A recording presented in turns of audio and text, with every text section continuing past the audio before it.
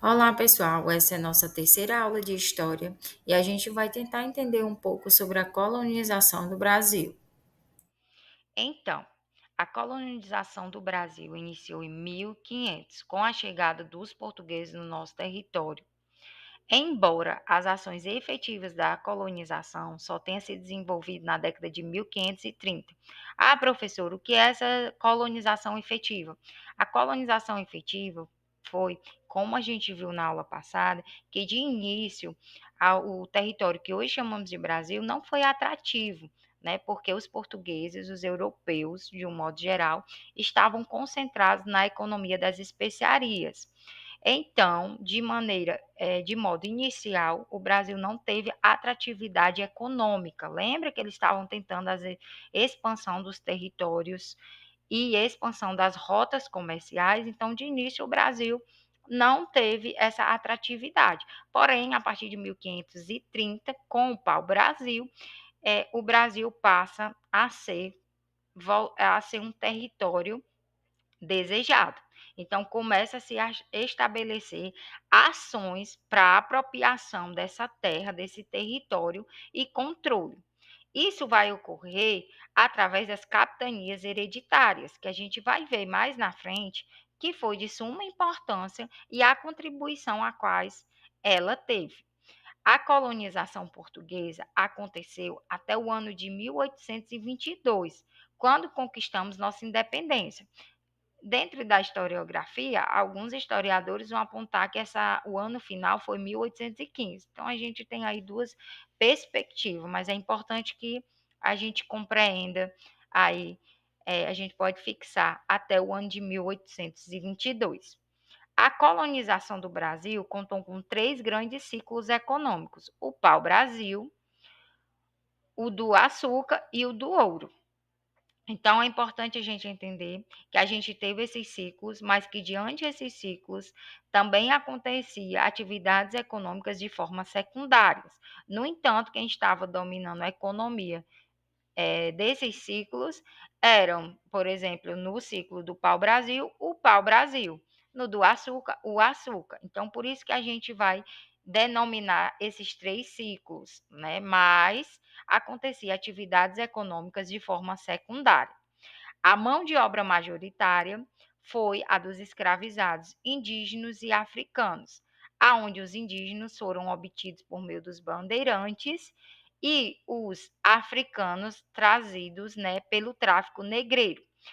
Vale lembrar também das más condições que esses escravos eram tragos e tratados, pois eles não eram considerados como humanos, mas sim como objetos que serviam para a mão de obra.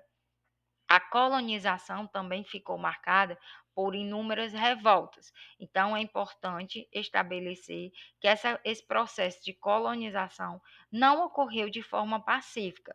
Houveram as revoltas, até porque já havia povos aqui, e aí os europeus chegaram com sua cultura, no caso os portugueses, com sua cultura, com o seu modo de pensar, com seus ideais, com a sua religião, né, que era a religião católica, e aí quiseram, né, impor todas essas suas características para esses povos.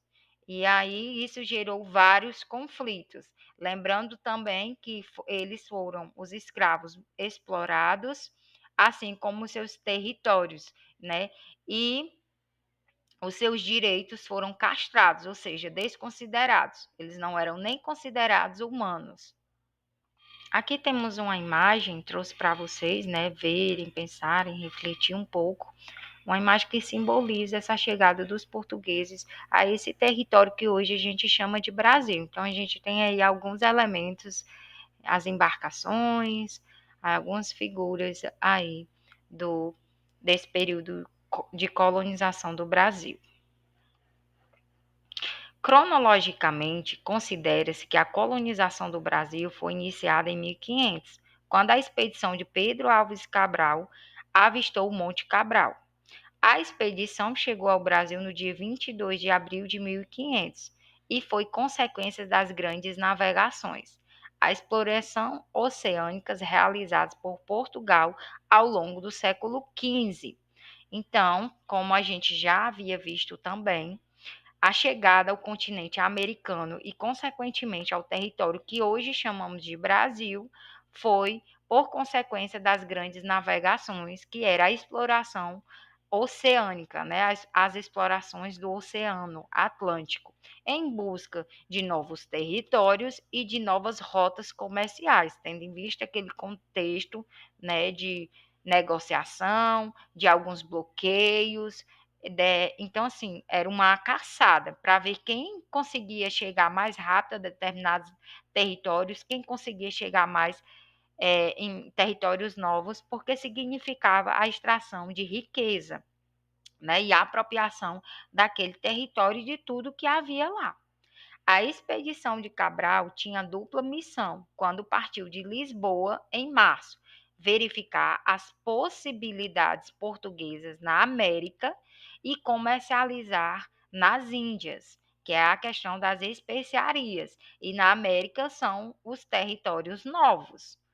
Nas terras brasileiras, os portugueses permaneceram até o dia 2 de maio, quando partiram na direção das Índias.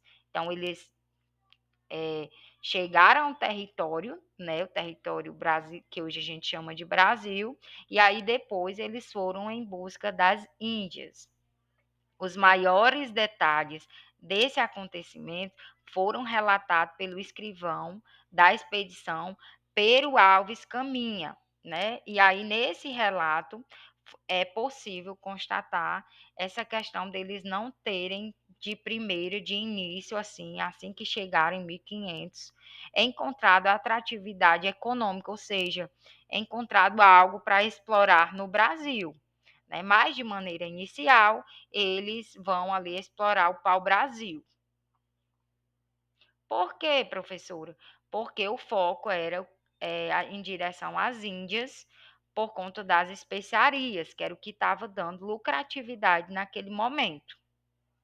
Então, podemos nos perguntar o que aconteceu entre 1500 a 1535 no território que hoje chamamos de Brasil. Então, o Brasil, durante esse período, ocupou uma posição secundária para a coroa portuguesa, porque nesse momento a prioridade da coroa portuguesa era manter o comércio de especiarias, era o que estava faturando no momento. Esse momento é conhecido, então, como período pré-colonial. Então, os portugueses ainda não tinham estabelecido ações de colonização consistente no Brasil, o que a gente vai chamar de colonização efetiva, né, que vai acontecer no período colonial. Como eu já mencionei, a questão do povoamento, a exploração, os ciclos, né, econômicos. A presença portuguesa neste período no Brasil consistia em explorar o pau-brasil. O que era o pau-brasil? Uma árvore nativa que tinha valor para os portugueses por conta da extração dos corantes, né? E aí esses corantes dava para atingir tecido, entre outras coisas. A principal mão de obra nesse tipo de exploração foram os índios, ou seja, a mão de obra para a extração do pau-brasil, durante esse processo do período pré-colonial, foram os índios. E como acontecia a exploração dos povos indígenas? Como os povos eles conheciam, né, aquele território muito bem, pois eles já estavam lá, eles os portugueses, eles mobilizavam os índios por meio do escambo, ou seja, por meio da troca. Então, os índios forneciam o serviço de localizar, extrair e carregar aquela madeira, enquanto os portugueses davam em troca objetos, né, como machados, objetos muito simples, que inclusive eram utilizados para esse serviço que eles prestavam.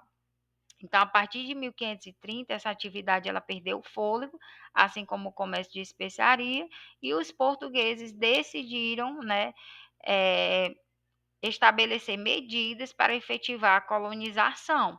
Então, com o declínio das especiarias, do comércio de especiarias, os portugueses decidem investir nesse comércio do pau-brasil. Então, se inicia, né, uma colonização mais efetiva no território que hoje conhecemos por Brasil, justamente por agora esse ser o ciclo econômico, o ciclo do pau-brasil. E aí, para a realização dessa colonização mais efetiva, uma das principais características e estratégia foi as capitanias hereditárias, que agora vocês vão ver um videozinho ilustrativo para compreender melhor e depois a gente vai abordar algumas características sobre elas.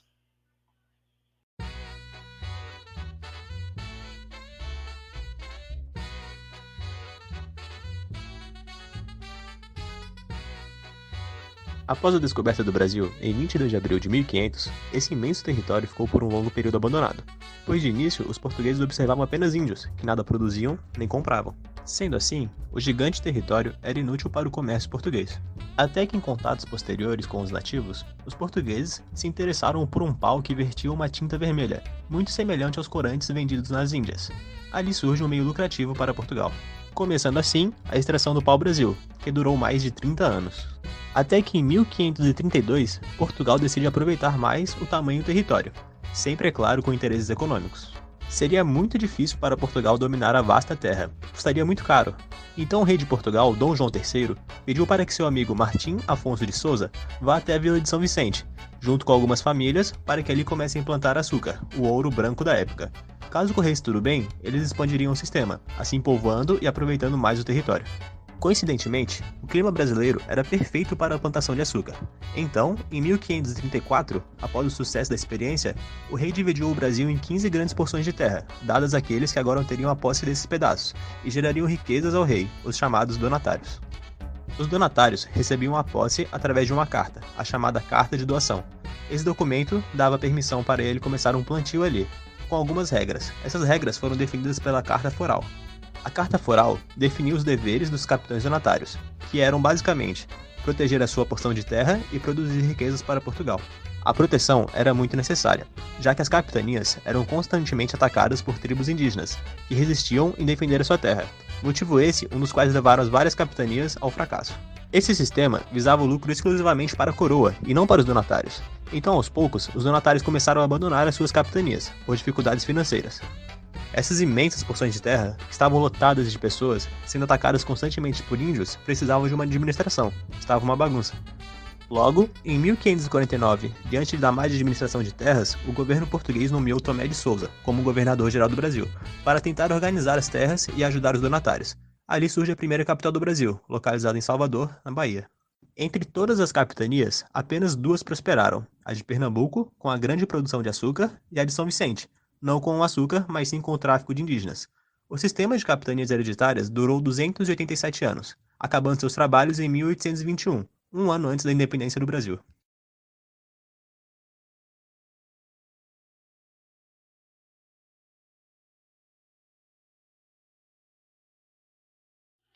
Então, as capitanias hereditárias foram a primeira grande medida tomada pelos portugueses para sistematizar a colonização da América Portuguesa.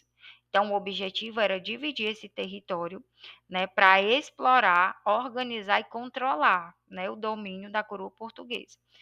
Essa medida ela funcionava basicamente como uma terceirização das obrigações, aonde esses terceiros eles mesmos investiam no desenvolvimento das capitanias. As capitanias elas foram criadas em 1534 por ordem do rei Dom João III, né? Os portugueses decidiram dividir o território brasileiro em 15 faixas de terra, sendo cada uma responsabilidade do capitão donatário, né? Então, o responsável chamava capitão donatário, a autoridade máxima dessa capitania. Os direitos e deveres dos donatários constavam em documentos chamada carta de doação e carta foral, né? Então, essas obrigações estavam todas documentadas, legalizadas. Então, esses capitão donatários, eles eram responsáveis por investir fundos no desenvolvimento das suas capitanias. Então, qual era o papel dos donatários? Eles tinham a obrigação de desenvolver as suas capitanias, além de defender dos indígenas e dos estrangeiros, né? Os franceses, por exemplo, era uma das grandes ameaças dos portugueses, porque no século XVI era comum que eles invadissem as terras, né, em domínio dos portugueses. Era ali uma disputa, lembra? Por território, por rotas comerciais. Então, eles estavam disputando o território. Então, era preciso, necessário assegurar esse território. E os franceses, inclusive, eles tinham boas relações com os indígenas, né, que eram inimigos dos portugueses, porque estavam ali suas terras sendo exploradas, sendo tomadas. Aqui no Brasil, os donatários, eles recebiam o que a gente chama de sesmarias, que é um lote de terra para estar lá, né? Após uma década desse sistema, os portugueses, eles identificaram que eles não estavam prosperando como eles esperavam, né? E só duas capitanias tiveram resultados significativos, que foi São Vicente e Pernambuco. Dois fatores contribuíram bastante para o fracasso dessas capitanias, que foi a falta de recurso e a inexperiência administrativa desses donatários. Diante do fracasso das capitanias hereditárias, a partir de 1548, Portugal decidiu centralizar a administração da colônia. E para isso, né, foi criado por Dom João III o governo geral, um marco histórico no período, né? Então, continuaram existindo algumas capitanias no Brasil, mas outras foram retomadas pela coroa, como a capitania da Bahia de Todos os Santos. Ainda assim, né, os donatários agora deveriam responder a uma autoridade central, nomeada por Portugal. Então, Portugal ali centraliza o poder. Essa nova autoridade ficou conhecida como governador-geral, e o primeiro governador-geral do Brasil foi Tomé de Souza. O governador-geral contava também, né, com um grupo de burocratas que o auxiliava na administração da colônia. Então, aí a gente tem a centralização do poder.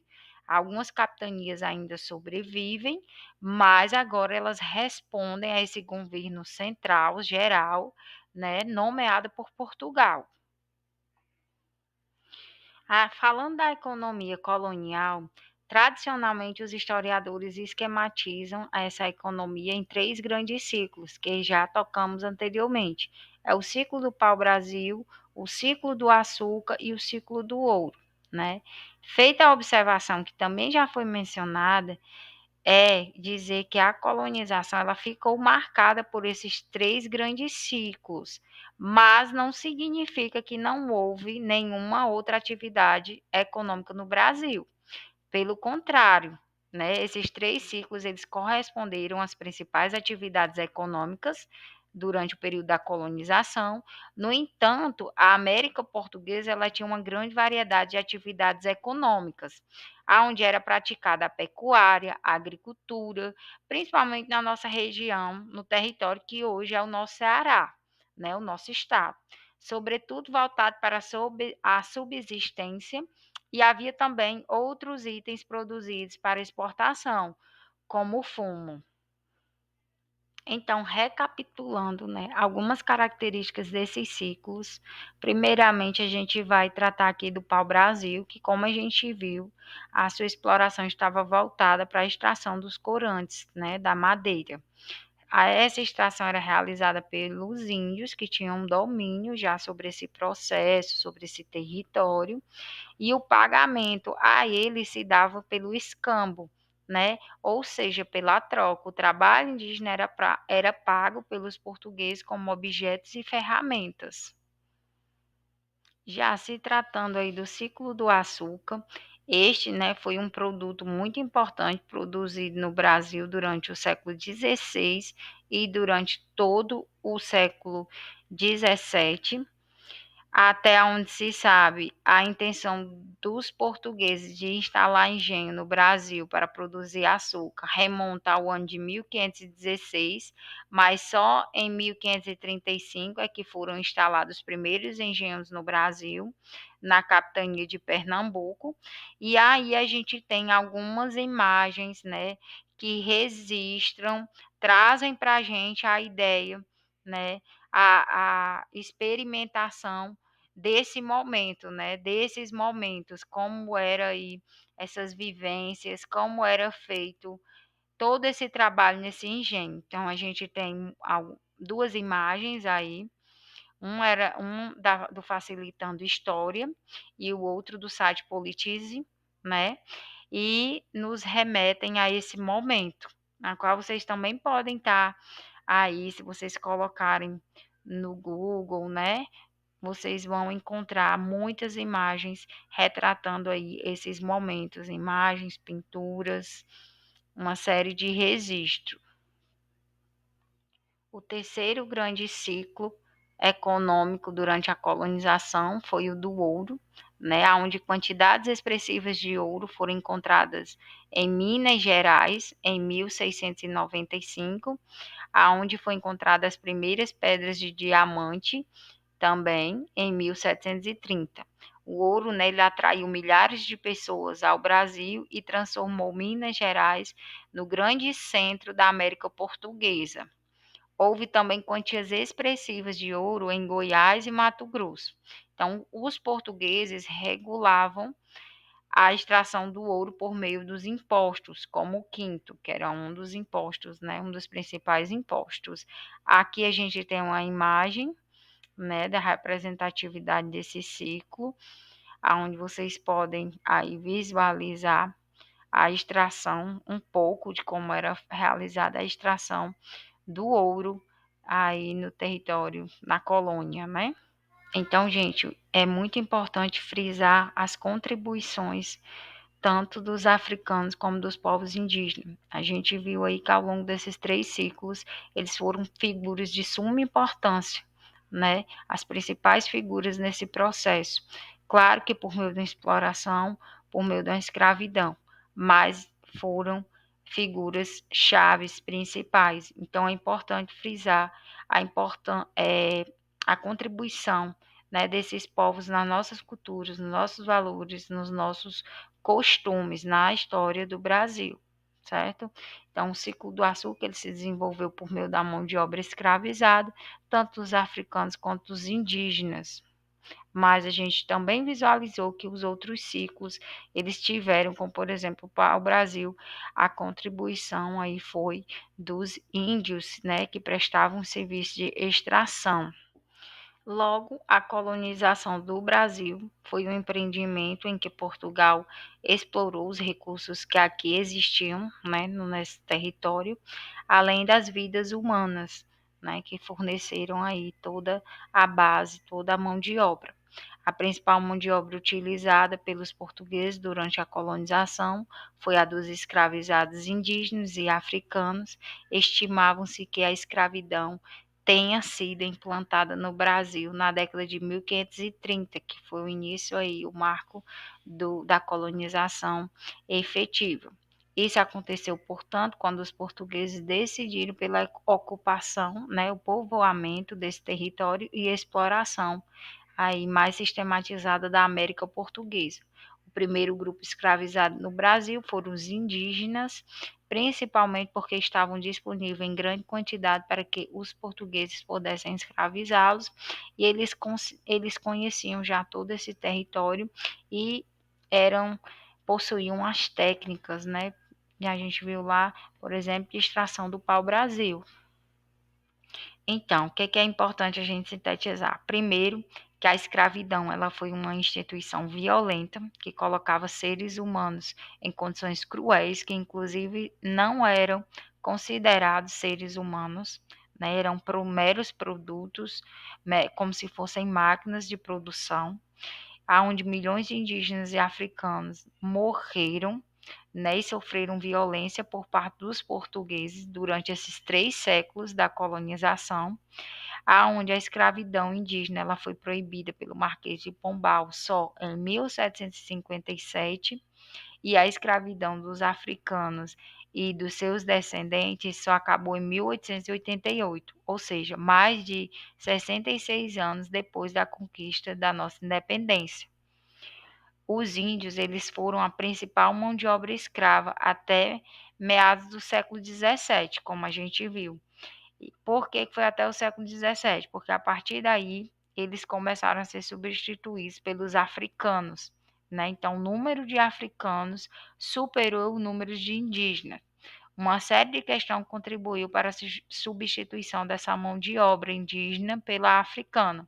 Os historiadores, uma parte dos historiadores argumenta que a redução da população indígena e as questões biológicas, né, também contribuíram para que os africanos eles se tornassem mais importantes, né? Então se acredita que os africanos eles tinham mais resistência aí a todas essas crueldades, esse sofrimento, essas condições que eles eram colocados, eles eram impostos. A alta procura por escravizados, a redução da população indígena e a lucratividade do tráfico negreiro contribuíram para que os africanos se tornassem o principal grupo escravizado no Brasil.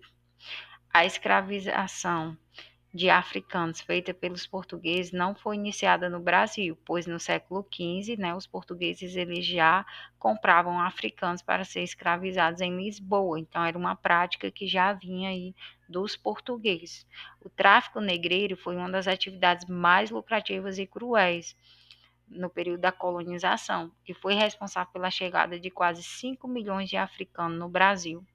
O tráfico negreiro trouxe africanos escravizados para o Brasil por 3 séculos, sendo proibido somente em 1850. Já no caso dos indígenas, os maiores responsáveis por capturá-los para revendê-los como escravo foram os bandeirantes. E aí vocês podem me perguntar, mas professora, quem eram os bandeirantes? Os bandeirantes eram sertanistas que penetraram no interior da América Portuguesa explorando as terras, principalmente à procura de riquezas e de indígenas. Os indígenas eram violentamente capturados e revendidos, sobretudo em São Paulo, por uma grande demanda.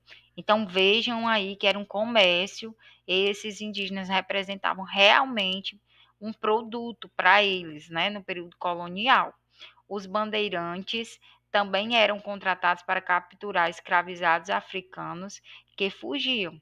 Eles organizavam expedições que atacavam quilombos, assentamentos formados por escravos fugidos. O caso mais conhecido de nossa história foi o Quilombo dos Palmares.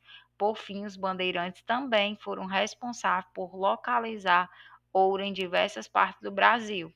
Então, quem puder aí se aprofundar também na história do Quilombo dos Palmares, é uma história que traz muita representatividade dessa questão dos bandeirantes, né, na capturação dos escravos fugidos. Então, trouxe para vocês, né, uma imagem aí da região da Serra da Barriga, em Alagoas, que acolhia o Quilombo dos Palmares, né, onde se localizava o Quilombo dos Palmares, o mais conhecido da história brasileira. Então, o que foi o Quilombo dos Palmares? Alguém sabe? Então, vamos aqui falar um pouquinho sobre ele. O Quilombo dos Palmares, ele existiu, foi o maior quilombo da América Latina, pessoal. Ele foi construído na região onde é o atual estado de Alagoas. Ele chegou a reunir cerca de 20 milhões de habitantes, né? Foi um dos grandes símbolos da resistência dos escravos no Brasil e foi alvo de expedições organizadas pelos portugueses e holandeses. Ele foi destruído em 1694 e teve como líder Zumbi, que foi morto no ano seguinte em uma emboscada.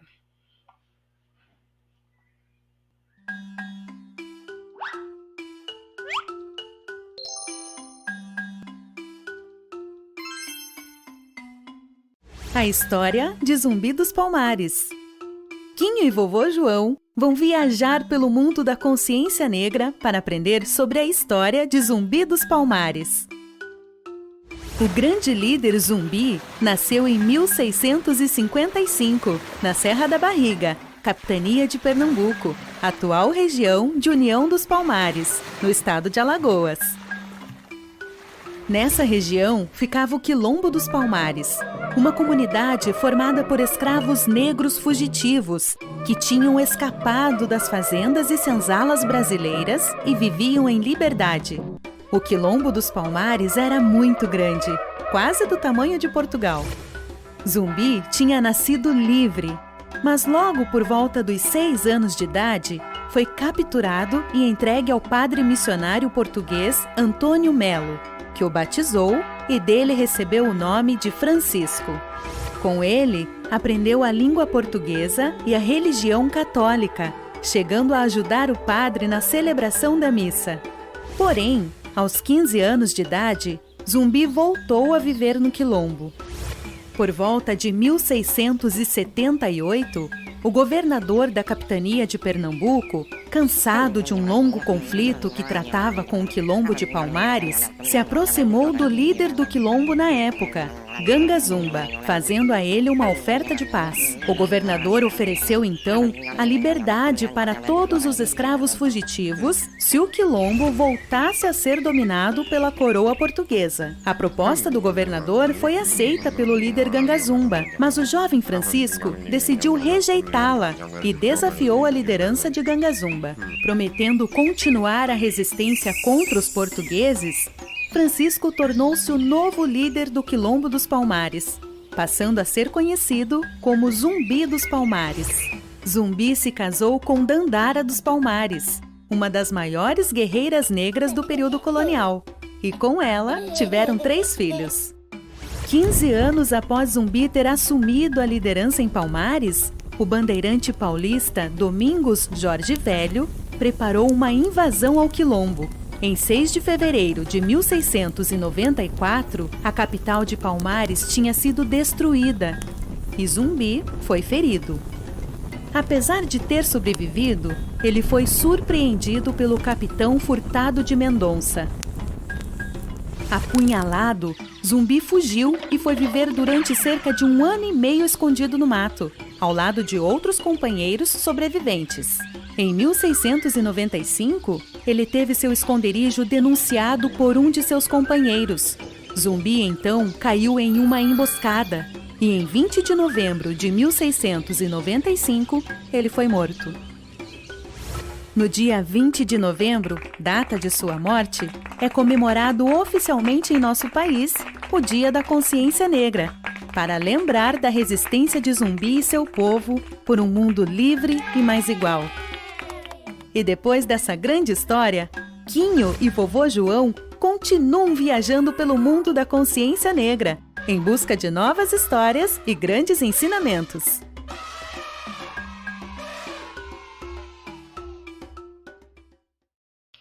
Então, pessoal, convido vocês a fazer um exercício de pensar o que foi a escravidão para a história do Brasil, né? Para toda a história do território que hoje a gente considera como nosso lar, nosso país, nossa casa, se chama Brasil, e as contribuições desses povos, né, que a gente tanto falou aqui, indígenas e africanos. Então, imagina você estar na sua casa, receber uma visita, e essa visita ser apropriada da sua casa, e a partir daí você ter que fazer somente o que essa visita determina, né? Então, ela trazer os costumes dela, o modo dela de vivenciar o dia a dia, entre outras características. Então, para vocês, como vocês viriam isso? Então, pessoal, espero ter contribuído para a compreensão de vocês sobre o assunto e, de antemão, obrigada e até a próxima aula.